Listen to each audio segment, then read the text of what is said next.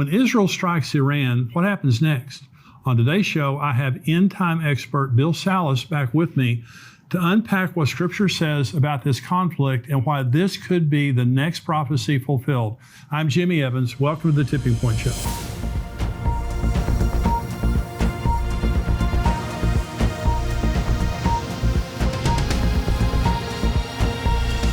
Welcome to the Tipping Point Show. I'm Jimmy Evans. I'm so glad that you've joined me today. Remember, I've got a new book out that is called Look Up. If you haven't ordered that yet, you can get that on exomarriage.com or you can get it on amazon.com. I believe it will bless you. We're also going to Israel next year, at the end of this year, November and December. That information is there on your screen. We would love to have you join us on that trip. It's going to be a blessing. Now, I have joining me again today, best-selling author, end times expert Bill Salas. He was with me last week, and we were talking about this Iran prophecy, this Elam prophecy, and we're going to be talking about it again today. He is the founder of Prophecy Depot Ministries. He's written 11 books, produced 14 DVDs. He's an author and speaker that I've learned an awful lot from over the years. He's a researcher, very good teacher. I'm glad to have him joining me today to discuss a very important prophetic event, which is also a book that Bill has written called Nuclear Showdown in Iran. Bill, thank you for joining me again today. Jimmy, what a time to be alive. Right? I know it, my gosh. It's exciting. You know, it's prophecy is John Walvoord, Dr. John Walvoord, who was at the Dallas Theological Seminary. He was considered, I think, the scholar, the prince of scholars in the end times. He located 1,000 prophecies in the Bible. He actually wrote a book called Every Prophecy in the Bible that people can get.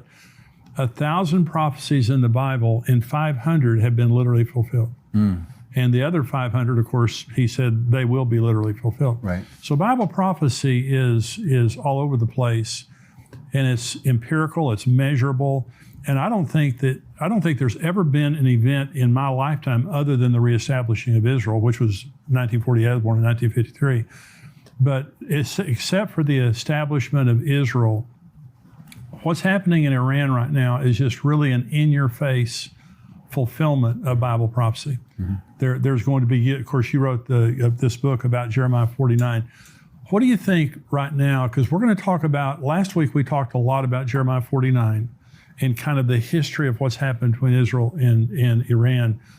What do you think right now is the most significant thing that's happening related to Israel and Iran? Absolutely.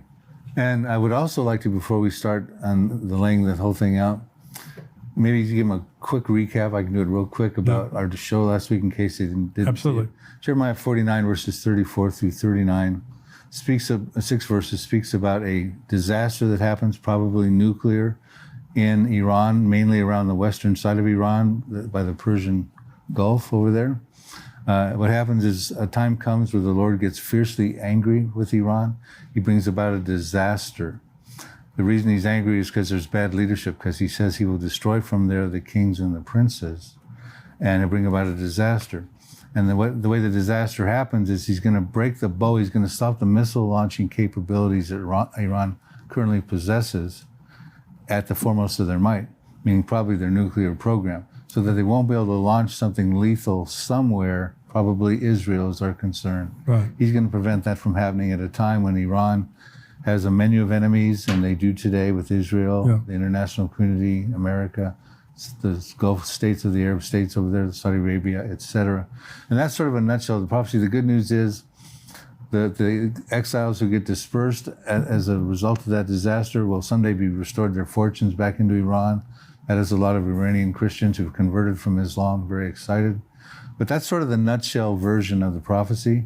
So now we can talk about, well, how do we get from here to there in this program? Yeah, and so you've written a book, The Nuclear Showdown in Iran, which is talking about the Elam, the prophecy, Jeremiah 49, concerning Elam. You've also written a book about the Psalm 83 war, which also is a part of this scenario. I mean, it's a part of the end time scenario. And then, of course, Ezekiel 38 and 39 talks about the coalition of nations, Russia, Persia, which is Iran, Turkey, this coalition of nations. So there's going to be a succession of these wars. Now, do you believe that the war this Elam prophecy, which is really the destruction of Elam, do you believe that that precedes Psalm 83? I do. Tell me why. My radar right now is a sequence of prophetic events. Like you said, Israel 1948 was the last literal fulfillment of a prophecy. They're celebrating their 75th anniversary this May. Amazing. And I think the next prophecy is going to happen probably even this year, maybe this Iran prophecy. And it won't be another 75 years until the subsequent one. I believe at that point, like birth pangs, they're going to be becoming more intense and come more frequently, and you can't stop them. And Jesus used the analogy in Matthew 24, verse 8, end times would be like birth pangs, right? These types of events. Right. So what I'm looking at right here, because what we see going on with Iran's nuclear program, we went through a whole history of the last 10, 13 years of Israel's concerns about Iran's nuclear program. I believe they've got to no longer act covertly, but going to act overtly against Iran, and they're going to attack Iran's nuclear program. They've been training for it. They've got money for it, and they're prepared to do that. But they also know when they do that, they will create probably a proxy war around them with Hezbollah to the north, who has 150,000 missiles, some of them precision-guided, pointed at Israel that they could fire about 3,000 missiles a day. You also have Syria, right? Iran's proxy Syria with Bashar al-Assad, who used chemical weapons over 300 times in their Syrian revolution. Wow. A serious threat to Israel. You have the Hamas down by the Gaza area there, Iranian proxy, who says they can send 1,000 missiles a day into Israel to match what Hezbollah is doing from the north. So Israel is surrounded. You have the Houthis way down beyond Saudi Arabia, down in Yemen. They say we also now have precision-guided missiles from Iran that could hit Tel Aviv. You have Shiite militias in Iraq and more. So I'm saying at this point, Israel has to act. They've got to probably preemptively act, maybe even unilaterally. Well, their options are all terrible. If they don't do anything, Iran is going to strike them with a nuclear weapon.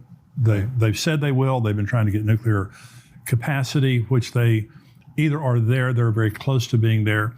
Now, on the last program, Bill, you were talking about how they have attacked Iran's nuclear facilities over and over, killed their nuclear scientists, all those things like that. And so Israel knows what's happening in Iran. Do you believe that? I mean, in their nuclear program. I absolutely do. Matter of fact, the Mossad had confiscated 100,000 documents of Iran's nuclear program back in, they released information on that in April of 2018. So they can get in there and they can get the information they want. So I think they're pretty well aware of the status and progress of Iran's nuclear program. So I'm saying that to say they know when to strike. They know how close Iran is to getting the nuclear warheads, so they know when to strike. It seems as though that because of the rhetoric of Israel and Iran, that's getting pretty close. They're getting pretty close. So if Israel doesn't strike, one nuclear strike from Iran to Israel is pretty much game, set, match if they hit the right place. So Israel, they can't do that. So their other choice is to bomb Iran, which immediately starts all the proxies going on. Right. Now, do you believe that's the Psalm 83 war? I believe, here's how I would lay this out, Jimmy, if I can. I've got it down to a few-minute version. Right? I've been done enough of these shows, right? Israel and Iran go toe-to-toe. Israel probably preempts the strike. Iran then calls upon its proxies, who we just enumerated upon. Right. It's got Israel surrounded. Right. Now, Iran is not in the Psalm 83 war, which we can talk about who is in just a moment. But Syria, under the banner of Assyria, Hezbollah under the banner of the inhabitants of Tyre in Psalm 83, Hamas down in the Gaza, the Philistines, as part of Psalm 83. They're all involved in Psalm 83. I believe they would then come with Iran against Israel. And I think Israel comes under a prison rules fight. I mean, they're in trouble now because their Iron Dome and their defense missile systems cannot stop the barrage that's going to come against them. And I believe then you would see Israel has to act out with a nuclear weapon and take out a major city to make a statement. And I believe that city they would destroy would be the most opportune city to destroy. Right close to them is Damascus. Right. I believe they would reduce Damascus to rubble in fulfillment of Isaiah 17, verse 1. Right. It says, Damascus will cease from being a city, it will be a ruinous heap. We find out in Isaiah 17:9 that desolation is caused by the children of Israel, the Israeli Defense Forces, who exist in fulfillment of Bible prophecy. which I can get into if time permits. It also says in Isaiah 17, verse 14, that one night you see him in Damascus in the masculine pronoun, in the morning he is no more. This is the portion of those who rob us and those who plunder us, meaning in self-defense, overnight, against the barrage that's happening against them, Israel takes out a major Arab city.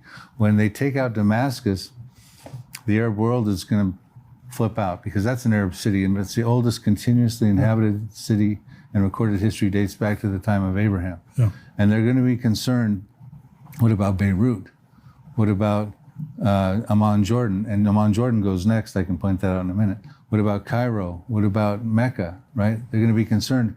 What's to stop Israel from using a nuclear weapon? That was probably a nuclear weapon they used on Damascus, strategically launched at a certain height, from taking out our cities. And by the way, in Isaiah 17, verses 4 through 6, which I didn't quote, talks about at the time of this battle with Syria, it says that the glory of Jacob will wane lean, his glory will fade, his flesh will wax lean. It'll be like a shaking of an olive tree, with two or three olives left in the uppermost branch and 4 or 5 in the fruitful boughs.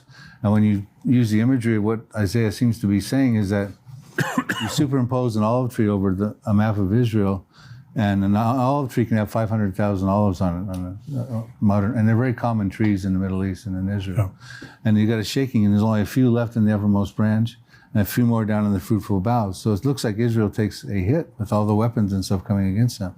Their glory fades, their flesh waxes lean. Not a good image for Israel. Right. And I think the Arab world then goes, well, wow, they could take out our city. Let's come together now and make a final shot at them, which they did. They tried to take them out in 1948, 1967, 1973.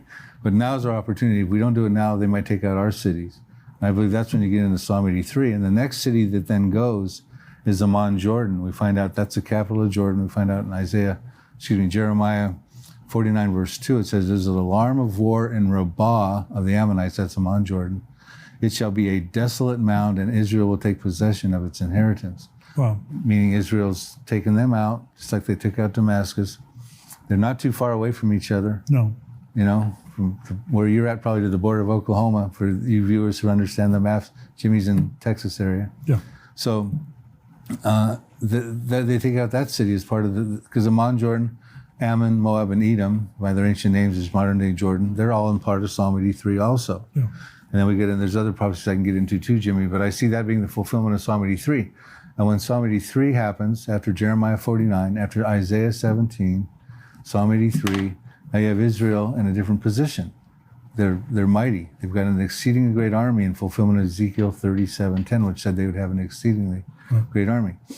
They can expand territorially. They'll take over their possession. We said Amman, Jordan. They'll take over Jordan. They'll take over 5 cities in Egypt. Will speak the language of Canaan. That's Hebrew. Isaiah 19:18. They're going to start to, when they win wars, they expand territorially. Joshua did it 3,300 years ago. King David did it 3,000 years ago. The IDF did it. Israel did it in 1967 in the Six-Day War. Yeah. It increases the defensibility of their borders. They believe that's their land because it's part of the Abrahamic covenant, land given to him in Genesis 15:18 from the river of Egypt, probably the Nile, to the river Euphrates, which courses through modern-day Iraq and Syria. Someday they're going to get all that land. I believe they're going to get some of it incrementally after the Psalm 83. When Jesus returns, he'll give them all that land in the Messianic kingdom. But I think at that point, Israel can become, securely. They can take down the walls, the border walls they have with Lebanon, the fences around Gaza, the border wall they have with Egypt, the partition wall they have going through the middle part of Israel, 400-mile-long wall, separates Palestinian terror from Israel proper. They can tear those walls down, live in unwalled villages, dwell safely, have plunder and booty, be greater, safer Israel. And I believe that's the Israel that Ezekiel 38 comes after Gog and Magog invasion, dwelling securely without walls, bars, nor gates in the latter years, brought back from the nations, living in the land of Israel, a peaceful people. They're not that right now, but they will be that after this scenario of events happens. We have much more from Bill and more insight from his interview in our subscriber portion today.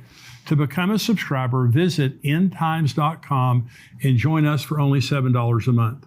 Along with the rest of today's interview, you'll get access to all of our End Times articles, shows, and teaching. Join us at endtimes.com today.